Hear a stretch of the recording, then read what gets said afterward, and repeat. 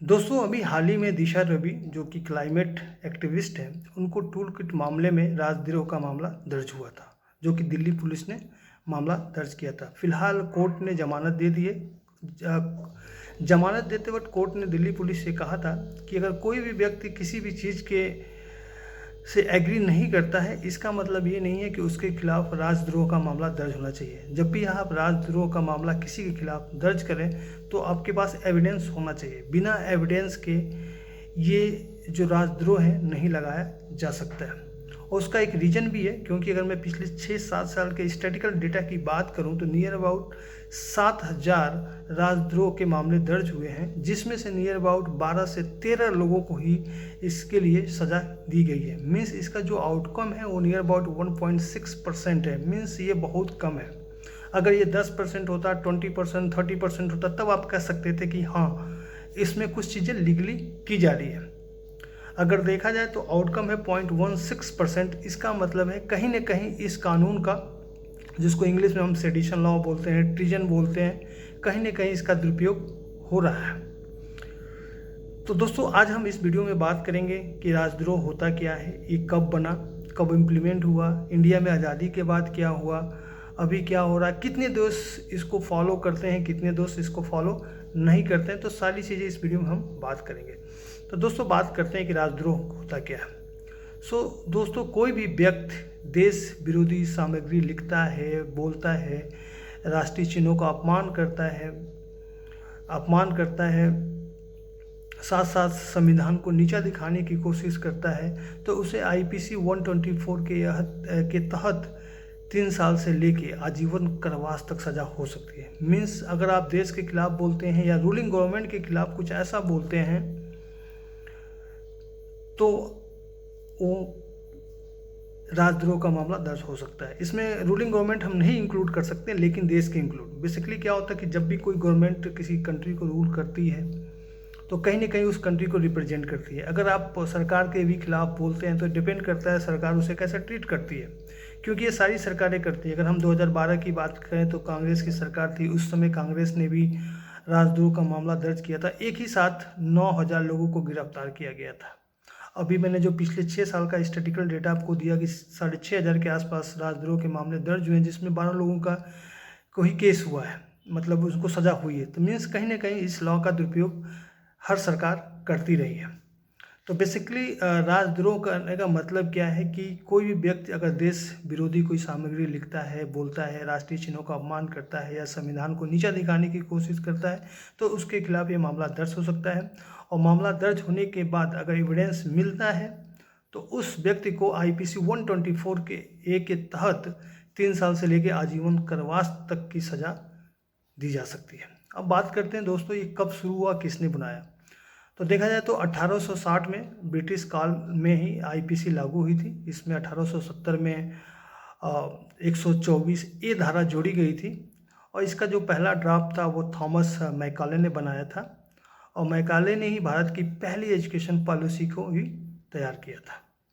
क्यों बनाया गया था, तो देखा जाए तो ये 1870 में अंग्रेजी हुकूमत के लिए परेशानी का सबब बने वहाबी आंदोलन को रोकने के लिए बनाया गया था, क्योंकि वो आंदोलन इतना बड़ा हो गया था कि अब वो रूलिंग गवर्नमेंट से कंट्रोल नहीं हो रहा था। तो उनको रोकने के लिए बेसिकली ये लॉ बनाया गया था। और देखा जाए तो पहली बार राजद्रोह कब लगा, तो पहली बार राजद्रोह 1897 में बाल गंगाधर तिलक के खिलाफ ये मामला दर्ज हुआ था, और 1898 में इसे राजद्रोह का अपराध की संज्ञा दी गई थी। मीन्स सबसे पहले अगर इंडिया की बात करें तो जिन्हें हम जानते हैं, जिनका नाम सुना है, तो 1897 में बाल गंगाधर तिलक के खिलाफ ये मामला दर्ज हुआ था, और 1898 में इसे राजद्रोह के खिलाफ की संज्ञा दी गई थी। अब दोस्तों बात करते हैं कि इस कानून में आज़ादी के बाद क्या हुआ। देखा जाए तो आज़ादी के बाद भी ये कानून आईपीसी में बना रहा। हालांकि इसमें से 1948 में से ब्रिटिश बर्मा और 1950 में महारानी और ब्रिटिश राज जैसे शब्द थे, इनको हटा दिया गया था। 1955 में एक और चेंज किया गया, उसमें क्या किया गया कि जो भी बेसिकली जो काला पानी की सज़ा थी उसको रिप्लेस किया गया आजीवन कारावास से। तो पहले काला पानी की सज़ा होती थी, जबकि उसको कन्वर्ट करके इन्होंने आजीवन कारावास कर दिया था। और देखा जाए तो 1958 में इलाहाबाद हाई कोर्ट ने इसे इलीगल कह सकते हैं या इनवैलिड करार दे दिया था कि ये कानून इनवैलिड है, क्योंकि इम्प्लीमेंट नहीं किया जा सकता। क्योंकि हर बंदे, अगर हम इंडियन कॉन्स्टिट्यूशन की बात करें तो उसमें ये है हर बंदा जो भी अपनी बात रखना चाहता है वो रख सकता है, हम फ्री हैं बोलने के लिए। तो इसलिए ये इलीगल कानून है, इसको रद्द कर दिया था।